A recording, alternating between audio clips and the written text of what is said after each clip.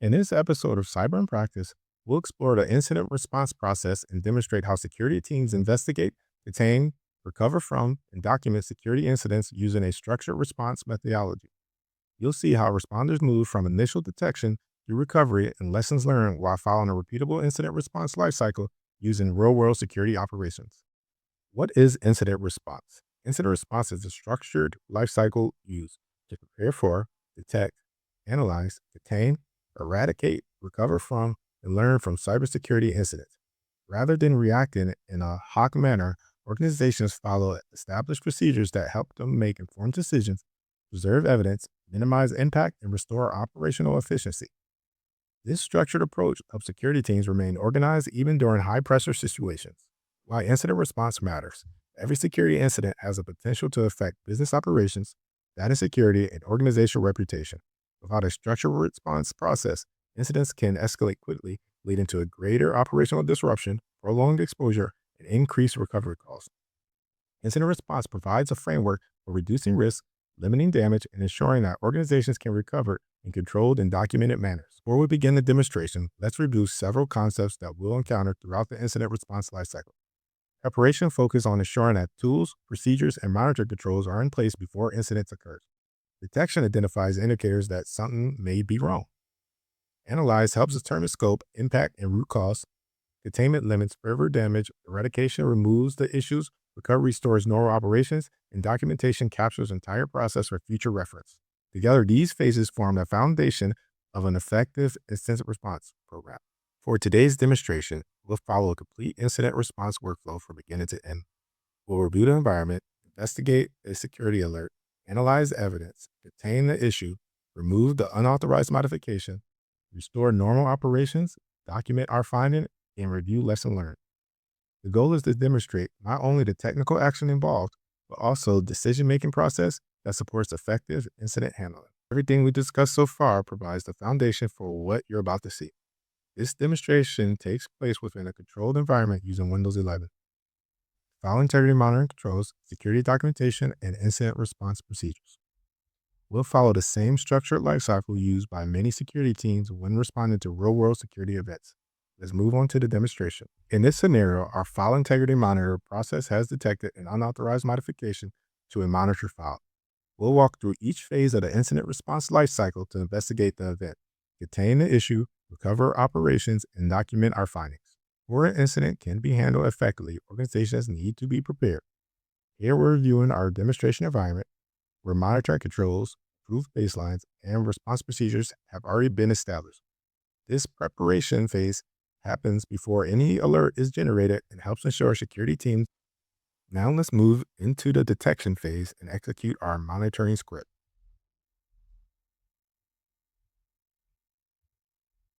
Notice what happens? The monitoring system immediately generates an integrity alert indicating that the monitoring file no longer matches its approved baseline. At this point, the incident response process is initiated. Early detection is critical because it gives security teams the visibility needed to investigate potential issues before they can create a larger operational or security impact. Now that we've validated the alert, let's move into the analyst phase. Here we are reviewing the affected file to determine what changed and assess the potential impact. We can see that the file was modified after the approved baseline was established, calling the SHA-256 hash to no longer match the trusted reference value. This confirms the integrity violation detected by the monitoring system. At this stage, security teams evaluate the scope of the incident, collect evidence, and determine severity. In this case, the impact is limited to a single file, so we'll classify the incident as low and proceed with containment. With the affected file identified, we can now move into the containment phase. The objective here is to limit the impact of the incident while preserving evidence for future investigation. To accomplish this, we'll isolate the modified file from the monitor environment and place it into a quarantine location. By separating the file from the production use, we prevent additional changes while maintaining access to the evidence if future analysis is required. This is exactly what security teams do in real environments. Contain the issue quickly, preserve evidence, and maintain control of the investigation before moving on to remediation. Once containment is complete, we can move into eradication. During this phase, responders remove the unauthorized artifacts responsible for the incident. The unauthorized version has now been removed. With the affected file eliminated, we can focus on safely restoring normal operations. Recovery is the process of returning systems to the trusted operational state. Next, we'll validate that recovery was successful.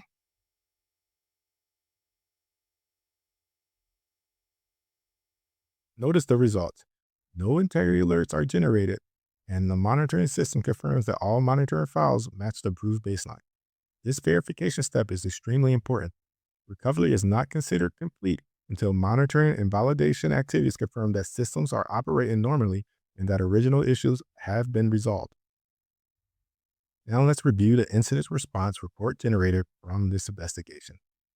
An incident response report serves as the official record of the security event. It documents what happened, how the incident was detected, the evidence that was collected, the action taken by the responder, and the final outcome of the investigation. In this example, the report captures the unauthorized modification detected by our file integrity monitoring process, details the analysts performed, and records the containment, eradication, recovery, and validation activities that followed. Reports like this are important because they provide accountability, support compliance requirements, preserve investigation findings, and help organizations improve their security process over time. By documenting each phase of the response, security teams create a clear record of how an incident was identified, managed, and successfully resolved.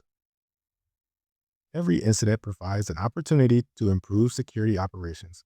In this exercise, the monitoring process successfully detected the unauthorized modification, baseline validation simplified the investigation, and recovery procedures restored the trusted file quickly.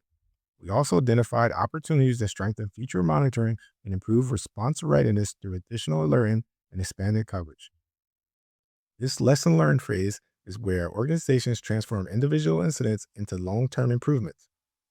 The goal isn't simply to resolve the incident, it's to become better prepared for the next one.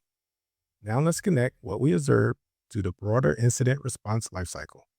We begin with preparation by establishing monitor controls and response procedures. Detection occurred when the file integrity monitor system generated an alert. Analysis allowed us to investigate the modification and assess impact. Containment isolated the affected file. Eradication removed the unauthorized version.